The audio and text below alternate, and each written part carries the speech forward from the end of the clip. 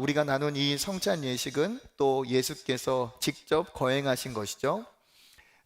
우리가 잊을 수 없는 식사와 잊을 수 없는 그런 음식이 있습니다. 예수님의 제자들에게는 아마 예수님과 하였던 마지막 그 유월절의 식사가 그러했을 겁니다. 그날의 마지막 그 식사가 제자들에게는 마지막이 될 줄은 전혀 몰랐기 때문이죠.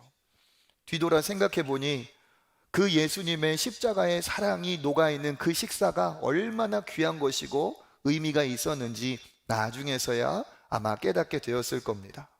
제자들은 그 예수님의 마지막 식사가 마지막인지도 몰랐고, 또 그 예수님이 하시는 그 베풀어 주신 잔과 또 그 빵이 무엇을 의미하는지도 몰랐습니다. 왜 기념하라 하셨는지도 몰랐습니다. 그렇지만 예수님의 십자가를 이제 경험한 이후에 예수님의 제자들은 그 의미를 깨닫게 되어 예수님의 명령대로 오늘과 같이 이렇게 성찬 예식을 나누고 있습니다. 예수님은 오늘 이 예식을 반드시 행하여 기념하라 얘기하고 계십니다. 누가복음 22장 19절 같이 한번 읽어보겠습니다.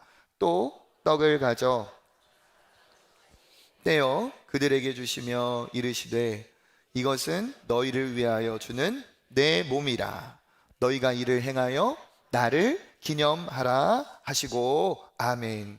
내 몸이니라 내 피니라 하면서 잔과 또 떡을 주셨습니다.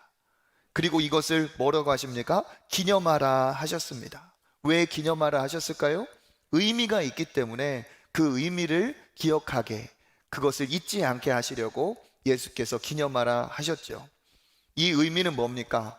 우리를 위해서 십자가에서 살과 피가 다 만신창이가 되신 상태로 우리를 위해 죽으실 것을 이 마지막 식사 안에 담아 두셨기 때문에 그렇습니다.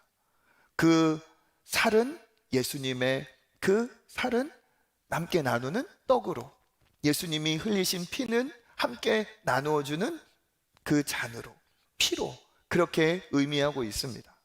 그러니까 예수님의 제자들은 이 말씀에 순종하여서 그 예수님의 이 성찬의 예식을 함께 나누며 내가 어떻게 구원받은 자인지, 예수님이 우리의 구원을 위해서 무엇을 행하셨는지를 다 기억하고 그것을 기념하게 되었을 겁니다. 그분이 누구신지, 나를 위해 이 땅에 오신 구원자이시고 그는 나의 모든 죄 때문에 고난을 당하시고 십자가에 죽으신 분이시며 그가 나를 위해 이렇게 모든 것을 내어주신 것은 나를 사랑하시기 때문에 내 죄를 해결하시고 나에게 영원한 생명을 주시기 위함임을 그들은 깨닫고 그것을 다시 마음에 새겼을 겁니다.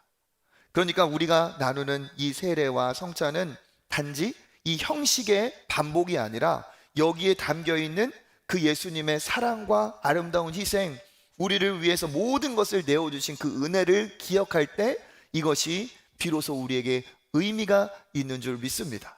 이 의미를 우리가 깨달을 때 이전과 다르게 사는 것이고 그 희생에 합당하게 사는 사람이 되겠죠.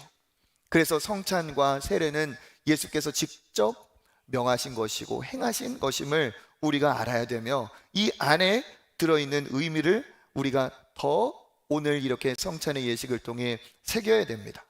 그래서 예수님의 이 십자가의 사랑을 다시 한번 되살리는 놀라운 은혜가 있는 이 예식이기 때문에 예수님은 이 나누는 이 떡과 잔을 축복의 잔이다 라고, 축복의 떡이라 얘기하십니다. 고린도전서 우리 10장 16절 한번 읽어보겠습니다. 우리가 축복하는 바 축복의 잔은 그리스도의 피에 참여함이 아니며 우리가 떼는 떡은 그리스도의 몸에 참여함이 아니냐. 아멘. 그래서 성찬의 의미는 축복의 잔이고 축복의 떡인데 그 의미가 있다는 거예요. 무엇에 있습니까? 그리스도의 피에 참여하는 것이고 그리스도의 몸에 참여하는 것이다. 이 참여하다는 것은 뭐냐? 관계가 맺어지다, 교제하다, 나누어 갔다라는 뜻이에요. 그러니까 피에 참여하고 몸에 참여한다는 것은 무엇이냐? 우리가 예수님께 그 당시에 나누어 이 떡을 먹은 것처럼, 나누어 잔을 마신 것처럼 오늘 이렇게 우리가 먹고 함께 나누었어요. 이것은 어떻게 됩니까? 먹고 마신 것이 내 안에 들어가서 곧 나와 연합이 되고 같이 하나가 되는 것이죠. 그와 마찬가지로 예수님의 살과 피를 기념하는 이 예식이 예수님의 십자가의 놀라운 희생이 곧 나와 하나 된 것임을, 연결된 것임을 이 성찬 예식을 통해 우리에게 깨닫게 해줍니다. 그러니까 내가 예수 그리스도로 거듭나 영생을 얻었다라고 말하는 것은 예수님과 우리가 관계가 맺어졌기 때문에, 예수님과 하나가 되었기 때문에 가능한 것이죠. 그와 마찬가지로 우리가 먹고 마셔서 우리 안에 연합되고 하나 된 것처럼 이 성찬 예식은 우리가 예수님과 하나 된 것을 기억하게 하는 것입니다. 그래서 예수님과 하나 된 우리가 예수 안에서 영원한 생명을 얻고 예수님과 함께 부활할 하나님의 자녀임을 우리는 믿습니다. 세례의식도 마찬가지죠. 세례 예식도 우리가 예수님과 연합하는 표라고 얘기하고 있어요. 그래서 세례를 받는다 하는 것은 아무에게나 주는 것이 아니죠. 예수님을 나의 구원자로 믿고 고백하는 자에게 세례를 주게 되어 있습니다. 예수님을 믿고 나의 구원자로 고백한다는 것은 예수님을 영접한 것이고 예수님을 믿음으로 영생을 얻은 것이죠. 그 영생을 얻은 자에게 세례를 베풀면서 그 세례로 인해서 내가 주님과 연합된 것을 다시 한번 깨닫고 체험을 합니다. 그래서 이 세례는 성경이 뭐라고 말하고 있냐? 구원받은 자에게 베풀어야 되기 때문에 세례가 곧 구원의 표가 된다 얘기하고 있습니다. 베드로전서 3장 21절 읽어보겠습니다. 물은 예수 그리스도께서 부활하심으로 말미암아 이제 너희를 구원하는 표니 곧 세례라. 아멘. 죄 씻음 받아 우리가 세례를 통해 예수님과 한 몸이 되었다는 것을 나타내기 때문에 이 세례를 구원의 표다라고 얘기하고 있습니다. 그리고 이 세례는, 성찬식은 반복해서 음식을 먹듯이 우리가 반복하지만 세례는 평생에 어떻게 해요? 딱 한 번만 받죠. 그러니까 예수님과 우리가 연합하는 예식이라고 보셔야 돼요. 그러니까 남자와 여자가 각각 다른 삶을 살다가 결혼 예식을 통해서 이제 하나가 되는 것처럼 이 세례식은 이제 내가 주님을 믿는 하나님의 자녀로서 주님과 하나가 되었습니다. 내가 예수님과 하나로 연결이 되었습니다. 라는 것을 나타내는 예식입니다. 그러니까 반복할 필요는 없지만 평생에 한 번은 꼭 해야 되는 예식이죠. 그 안에 그래서 서약이 들어 있습니다. 오늘 우리 입교나 세례에서 손을 들고 아멘 하고 대답한 것처럼 서약을 합니다. 내가 예수님을 믿겠습니다. 하나님의 자녀로 살겠습니다. 말씀에 순종하여 살겠습니다. 이미 그 마음에 결단하신 분들이에요. 그런데 이 함께하는 공동체 안에서 내가 선포하고 다시 다짐하면서 서약을 하는 것이죠. 그것을 어떻게 됩니까? 모든 사람들이 인정하는, 그리고 자기 스스로는 하나님 앞에서 서약하는 주님의 자녀가 된, 예수님과 결합된 사람임을 나타내는 예식입니다. 그래서 이 예수 그리스도 안에 세례를 받은 자들은 세례를 통하여 하나님과 연결된 것이 이제 확증이 되는 거예요. 그래서 고린도전서 12장 우리 13절 한번 읽어보겠습니다. 우리가 유대인이나 헬라인이나 종이나 자유인이나 다 한 성령으로 세례를 받아 한 몸이 되었고 또 한 성령을 마시게 하셨느니라. 아멘. 유대인이나 헬라인이나 종이나 자유인이나, 그러니까 모든 누구든지 성령을 받아 세례를 받으면 한 몸이 된다. 그러니까 개인적으로 봤을 때는 내가 세례를 받아서 그리스도와 한 몸을 이룬 자다라는 것을 우리가 확인하는 것이고, 이건 또 동일하게 나만 그런 것이 아니고 내 곁에 있는 모든 사람들도 동일하게 예수 그리스도 안에서 세례를 받아 주님과 한 몸이 되었기 때문에 이 우리의 공동체적으로도 주님과 연결된 사실을 우리는 인정할 수 있어요. 그러니까 성찬과 세례는 두 가지의 아주 중요한 의미를 담고 있다는 거죠. 첫 번째는 내가 주님 안에서 구원받은 하나님의 자녀가 되었다는 이 수직적인 의미에서의 하나님과 나 사이의 연결됨과, 그리고 예수 그리스도를 통해 구원받은 것이 나뿐 아니라 우리 모두가 공동체적으로 각 개인이 자기의 믿음으로 구원을 받았기 때문에 같은 하나님을 아버지라고 부르는 자녀로서 우리가 영적인 뭐를 이뤘다는 거죠? 가족을 이루었다는 거예요. 그러니까 신랑과 신부가 결혼을 하면 단 둘만 가족이 되는 게 아니고 어떻게 되는 거죠? 신랑의 가족들과도 이 신부는 가족이 돼요. 신랑은 신부의 가족들과도 가족이 돼요. 그러니까 내가 예수님을 구주로 영접했다는 사실은 내가 하나님의 자녀로서 영생을 얻었다는 것과 동시에 이미 하나님께서 선택하신 이 믿음의 공동체와도 내가 연결이 되어서 하나님의 자녀로서 영적인 가족을 이루었다는 의미가 되는 거죠. 그래서 우리는 주 안에서 혈연으로는 우리가 김씨, 이씨, 박씨, 최씨 다르겠지만 우리는 예수 그리스도 안에서 하나님을 아버지라고 같이 부르는 아버지가 같은 뭐라는 거죠? 영적인 가족이라는 거예요. 옆에 계신 분들이 그러면 뭐가 되겠어요? 나보다 나이가 많은 남자분은 오빠, 나보다 조금 나이가 어린 여자분은 여동생. 언제 봤다고 오빠고 여동생이야? 그게 아니라는 거예요. 우리는 주 안에서 아름다운 하나의 영적 가족이기 때문에 우리는 영적인 형제 자매가 되는 겁니다. 할렐루야. 그래서 올바른 신앙생활은 이 두 가지가 겸비할 때 이게 올바른 신앙생활이에요. 내가 예수님을 믿고 구주로 영접했다. 이 하나님과 나와의 관계가 아주 깊어져야겠죠. 이게 진짜 제대로 된 신앙생활이고, 그런데 그러면 그거면 되는 것 아니야? 그게 아니라는 거예요. 내가 하나님과 연결이 되었다는 것은 또 뭡니까? 하나님과 연결된 다른 사람들과 내가 동시에 같이 그물처럼 연결이 되었다는 거예요. 그러니까 이런 사람들도 있어요. 나 혼자 그냥 교회 잘 다니고 나 혼자 신앙생활 잘하면 되지, 아유 다른 사람 신경 쓸 거 없어, 다른 사람하고 굳이 만나고 얘기할 필요 없어. 그건 뭡니까? 그건 반쪽짜리 신앙생활이고, 예수님께서 세례를 주고 예수님께서 성찬을 베풀라 하신 이 십자가의 사랑의 절반밖에는 미치지 못하는 겁니다. 온전한 신앙생활은 뭡니까? 내가 아무리 신랑이 좋다고 해도 결혼을 하면 신랑의 가족들도 내 가족이 되는 것을 받아들여야 되는 것처럼, 그리스도 안에서 우리가 연합이 하나님과 되었다면, 하나님 안에서 그리스도로 우리가 연합이 되었다면 우리 수평적인 아름다운 관계에서도 우리가 인정하고 받아들여야 된다는 거예요. 그러니까 오늘 입교하고 세례받은 분들을 이렇게 모여서 그들의 서약을 한 이유도, 개인적으로는 하나님 앞에 서약이지만 이것을 받지 않은 우리들은 저 세례받으시는 오늘 이정혜 성도님이 우리의 초청교회 안에서 영적인 가족이 되었구나.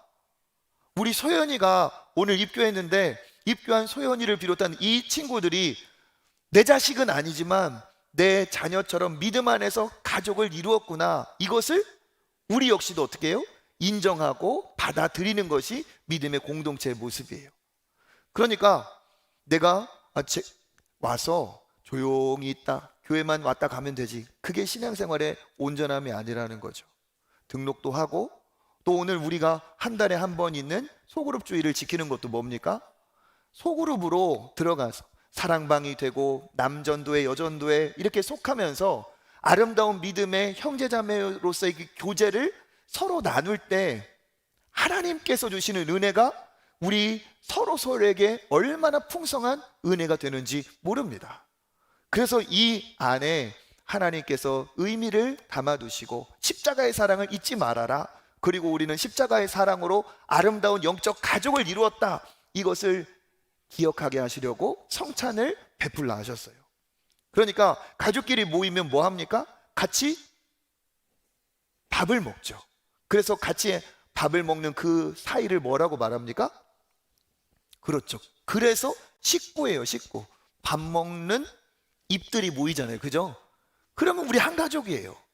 오늘 나눈 이 성찬 예식에 함께하는 우리 모두가, 그렇죠, 예수 그리스도의 사랑으로 맺어진 한 식구임을 믿습니다. 그래서 우리는 형식적인 이런 신앙생활을 탈피해서 진짜 살아있는 신앙, 하나님과도 살아있는 신앙, 공동체적으로도 살아있는 신앙을 갖고 믿음 생활을 해야 될 줄 믿습니다. 자칫 우리가 착각하고 오류에 빠지기가 쉽습니다. 어떠한 착각, 어떤 오류이냐? 내가 하나님 보실 때 살아있는 신앙이 되어야지 내 스스로 생각했을 때 살아있는 신앙이라고 봐서는 안 된다는 거예요.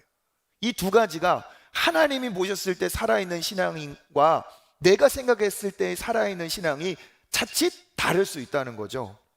사대교회 이야기를 한번 읽어보겠습니다. 요한계시록 3장 1절 시작. 사대교회의 사자에게 편지하라. 이르시되 내가 내 행위를 아노니 내가 살았다 하는 이름을 가졌으나 죽은 자로다. 아멘. 살았다는 이름을 가졌지만 어떻다고요? 죽은 자다. 그러니까 이 사람들은, 이 사대교회라는 교회 성도들은 자기가 자기 자신을 볼 때는 살아있다, 내가 신앙인으로 영적으로 살아있다라고 생각을 했던 거죠. 그런데 하나님은 뭐라고 말씀하십니까? 살았다는 이름을 가졌지만 죽은 자로다. 하나님의 판단은 달랐다는 거예요. 그러니까 우리가 그냥 행위로 세례를 받고 형식적인 성찬을 나누면 이것으로 착각하기 쉽다는 거예요. 이 형식적인 것을 지킴으로써 내가 살아있는 신앙인이지 오해할 수 있어요. 그런데 진짜 살아있는 신앙은 뭡니까? 이렇게 주님께 떡을 받아 먹고 주님께 잔을 대하듯이 주님과 나와의 이 관계가 어떻게 해야 돼요? 이게 살아있어야 돼요. 그리고 함께 나누는 우리의 이 관계 역시도 영적 가족으로서 서로 소통하며 살아 있어야 된다는 겁니다. 죽은 관계는 껍데기는 있지만 알맹이가 없어요. 진짜 살아있는 신앙, 진짜 살아있는 믿음의 사람은 어때요? 그 밥 한 번을 먹어도 사랑이 있고 교제가 있고 나눔이 있죠. 인격적인 소통이 부재한 것은 죽은 관계입니다. 그러니까 우리가 늘 성찬을 대하면서도 또 성찬 외에 모든 믿음의 생활에서 기억해야 될 게 뭡니까? 내가 진짜 하나님과의 인격적인 소통을 하고 있는가 아닌가? 내가 주변의 믿음의 사람들과도 정말 아름다운 교제 안에 있는가 없는가? 이것을 우리가 늘 돌아보며 우리 신앙에 날마다 따뜻한 이 관계의 온기가 있어야 될 줄 믿습니다. 나는 하나님을 생각할 때 따뜻한 온기가 드는가? 아니면 오늘 성찬을 대하고 세례받는 것을 보아도 아무런 감동 없이 냉랭하고 한기가 들어있는가? 우리의 영적 온도를 체크해 봐야 될 줄 믿습니다. 온기가 있다면 살아있는 사람이고, 냉기가 있다면 병든 사람이고, 냉기를 넘어서 싸늘하게 식어버린 한기가 서려 있다면 죽은 영혼이에요. 나의 영적인 온도는 어떠한가? 늘 주님 안에서 살아있는 이 관계의 온도가 날마다 유지되길 축복합니다. 여러분, 사랑하는 관계를 보세요. 요즘에도 우리 아가서를 묵상하고 있는데 그 아가서에 있는 내용이 참 사랑의 고백이 너무 아름답고 아름답습니다. 나의 사랑, 나의 어여쁜 자야, 일어나 함께 가자. 나의 비둘기야, 나의 어린 노루와 같구나. 막 이런 얘기들이 아가서에는 등장해요. 왜 그럴까요? 하나님과 우리의 사랑이 이와 같이 살아있는 사랑이 되어야 된다는 것을 얘기하고 있습니다. 하나님이 우리에게 보여주신 십자가의 사랑은 죽은 사랑이 아니라 지금도 살아있는 사랑인 줄 믿습니다.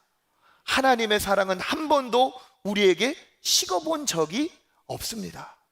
그렇기 때문에 하나님이 우리에게 원하시는 사랑은 무엇일까요? 살아있는 신앙, 냉기가 있고 한기가 서려 있는 신앙이 아니라 따뜻한 신앙, 열기가 있는 신앙을 하나님은 원하고 계시는 줄 믿습니다. 그래서 우리의 신앙생활의 목표는 뭡니까? 출발 잘하는 것만이 전부가 되어서는 안 되겠죠. 믿음의 길을 우리가 출발했다면 중도에 어떻게 해야겠어요? 포기하지 않고 마지막 신앙의 결승점까지 어떻게 해요? 전력 질주하는 것. 이 하나님이 우리에게 주신 이 사랑의 온기를 식어버리지 않게 식지 않게 두지 않고 늘 주님 안에서 이 사랑의 관계 안에 거하는 것인 줄 믿습니다. 그래서 우리가 이제 믿음을 출발했기 때문에 우리의 최종점, 승리를 위해서 달려가야 돼요. 승리냐 패배냐는 어디에 달려 있습니까? 마지막에 달려 있어요. 우리가 진짜 하나님 안에서 승리하는 믿음의 사람이 되었다 하려면 어떻게 해요? 마지막까지 최선을 다하여 믿음의 길을 달려가야 될 줄 믿습니다. 그래서 우리가 신앙생활 하면서 우리 솔직히 그러잖아요. 지난주일에도 예배 드렸어요. 지지난주에도 예배 드리고 다음 주도 예배 드릴 거예요. 이 반복되는 이 예배 중에 더 우리의 심령이 살아나고 뜨거워져야지 그냥 형식만 남은 종교인이 되어서는 절대로 안 된다는 사실이죠. 예수님께서도 왜 세례를 베풀라? 왜 이런 것을 실제로 너희들이 경험하면서 먹고 마시면서 이것을 기념하라 하셨을까? 왜 그럴까요? 너희들의 신앙이 살아있는 신앙이어야 된다. 식어버린 냉랭한 신앙이 되어서는 안 된다는 것을 예수님도 우리에게 말씀하고 계십니다. 그래서 오늘도 우리의 십자가의 이 은혜를 대하면서 내가 자랑할 것은 오직 뭐밖에 없다? 예수님의 십자가밖에 없구나 하는 것을 다시 확신하시는 여러분 되시길 바랍니다. 갈라디아서 6장 14절 읽어볼까요? 그러나 내게는 우리 주 예수 그리스도의 십자가 외에 결코 자랑할 것이 없으니. 아멘. 무엇 외에 자랑할 것이 없다고요? 십자가 외에 자랑할 것이 없다. 내가 무엇을 부끄러워하지 않는다? 로마서 1장 16절 시작. 내가 복음을 부끄러워하지 아니하노니 이 복음은 모든 믿는 자에게 구원을 주시는 하나님의 능력이 됨이라. 할렐루야. 그렇죠. 이 구원을 주시는 복음을 우리가 받았는데 냉랭하게 살 수 없고 십자가 외에 다른 것을 자랑거리로 삼아서는 안 될 줄 믿습니다. 오직 십자가, 나를 살리신 이 복음, 이것을 우리가 다시 한번 이 성례주일에 생각하고 우리가 마음에 가득 담아서 정말 시간이 가도 식어지지 않는 그런 믿음의 사람 되시기를 축복합니다.